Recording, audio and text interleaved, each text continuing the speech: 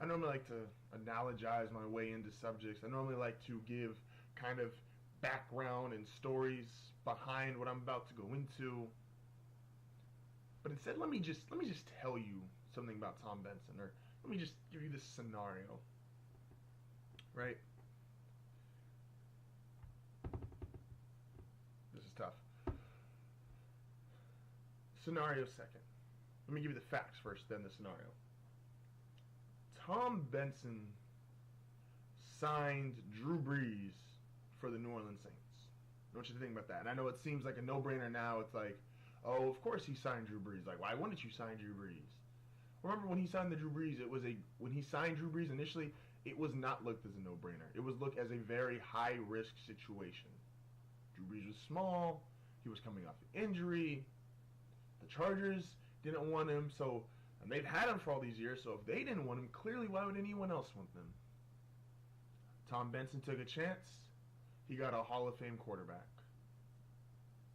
The New Orleans Hornets, a franchise that was going nowhere fast, didn't even have the money to sustain playing in New Orleans. This is why the likes of Tyson Chandler, David West, and Chris Paul ended up going elsewhere. The New Orleans Hornets were sold to the NBA. Tom Benson bought them from the NBA. Tom Benson turned the New Orleans Hornets, which could barely sustain itself financially, and turned it into a situation where he could give contracts, and big contracts, to the likes of Drew Holiday, Ryan Anderson, take on a DeMarcus Cousins, and of course, their superstar, Anthony Davis. Now here's my scenario. You take an owner that drafts or signs the greatest player in your franchise's history, bar none. And he has that with Drew Brees. And then you go and you buy the other team in that same market, and you turn them from nothing to something. I understand the Pelicans have no titles yet since Benson took over. But you went from, like I said, not even able to support yourself financially to being able to have 3 mega contracts on one team. And they're probably going to re-sign DeMarcus Cousins, and it's trending that way, and he would have been able to do that. That was something that was impossible 10 years ago for the New Orleans Hornets.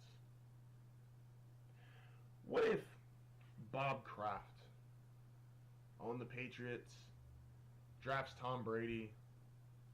What if he also bought the Boston Celtics and drafted Larry Bird or Kevin McHale?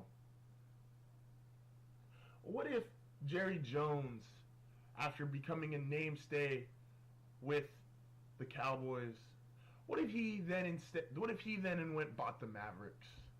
And what if he drafted Dirk Nowitzki?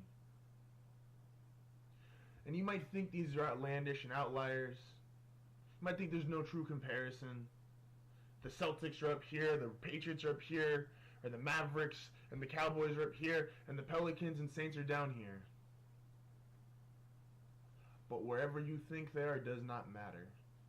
It does not change the fact that this man brought in the greatest player in the franchise's history in Drew Brees, bought the basketball team that was possibly not even able to stay in New Orleans, got a Super Bowl, brought the other team to relevance, has signed multiple superstars.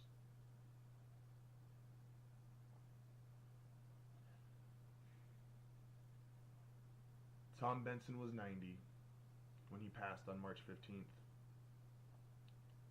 Can we please have a moment of silence for Tom Benson, one of the best owners in sports?